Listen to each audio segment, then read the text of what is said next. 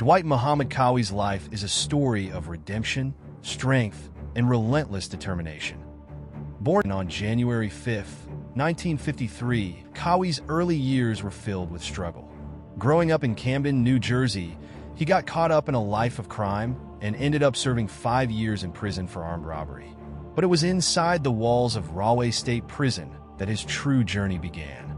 The prison had a thriving boxing program, and among the inmates was James Scott, a light heavyweight contender who even fought professionally while still incarcerated.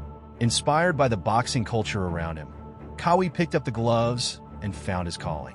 After being released in 1978, he wasted no time turning professional and fighting his way to the top. Training in the same gym as Joe Frazier in Philadelphia, Qawi developed a hard-hitting, relentless style that earned him comparisons to the legendary heavyweight. In the early 80s, he embraced a new chapter in his life, converting to Islam and changing his name from Dwight Braxton to Dwight Muhammad Qawi. Qawi went on to become a world champion in 2 weight classes, holding the WBC and Ring Magazine Light heavyweight titles from 1981 to 1983, and the WBA cruiserweight title from 1985 to 1986. His story, once defined by trouble and hardship, became one of triumph, and in 2004, he was rightfully inducted into the International Boxing Hall of Fame. Dwight Muhammad Qawi's boxing journey had a rocky start, going 1-1-1 in his first 3 pro fights. But then he found his rhythm, winning 14 straight bouts and climbing the light heavyweight rankings.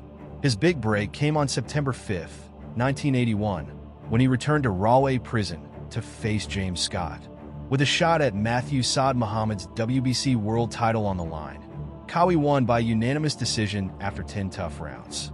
Just a few months later, on December 19, 1981, Qawi faced Saad Muhammad in Atlantic City. As the underdog against one of the era's biggest names, Qawi shocked everyone by winning with a 10th round technical knockout, becoming a world champion for the first time. It was after this victory that he converted to Islam and changed his name to Dwight Muhammad Qawi. He didn't slow down after that. In the next 15 months, Qawi defended his title 3 times, knocking out Jerry Martin, beating Saad Muhammad again, and taking out Eddie Davis. But on March 18, 1983, Qawi lost a close fight to WBA champion Michael Spinks in a unification bout. Afterward, Qawi felt drained from trying to make the 175-pound weight limit and decided to move up to the cruiserweight division. Freed from the pressure of cutting weight, Qawi once again went on a winning streak. On July 7, 1985, he traveled to South Africa and knocked out Pete Krause to claim the WBA cruiserweight title. He followed that up with 2 more wins, including a victory over former heavyweight champion Leon Spinks.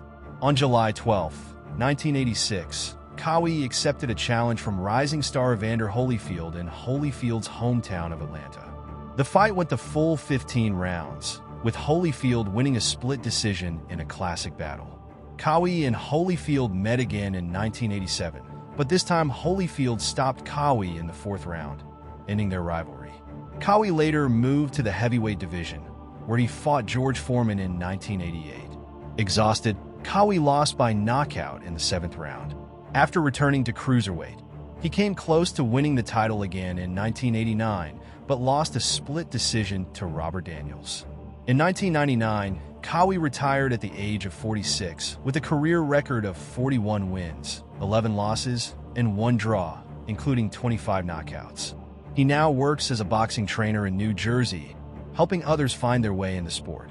In 1998, Qawi began working at the Lighthouse, a rehabilitation center in Mays Landing, where he serves as a patient advocate, offering support and guidance to adults and adolescents battling addiction. Dwight Muhammad Qawi's story is more than just a tale of boxing triumphs and titles.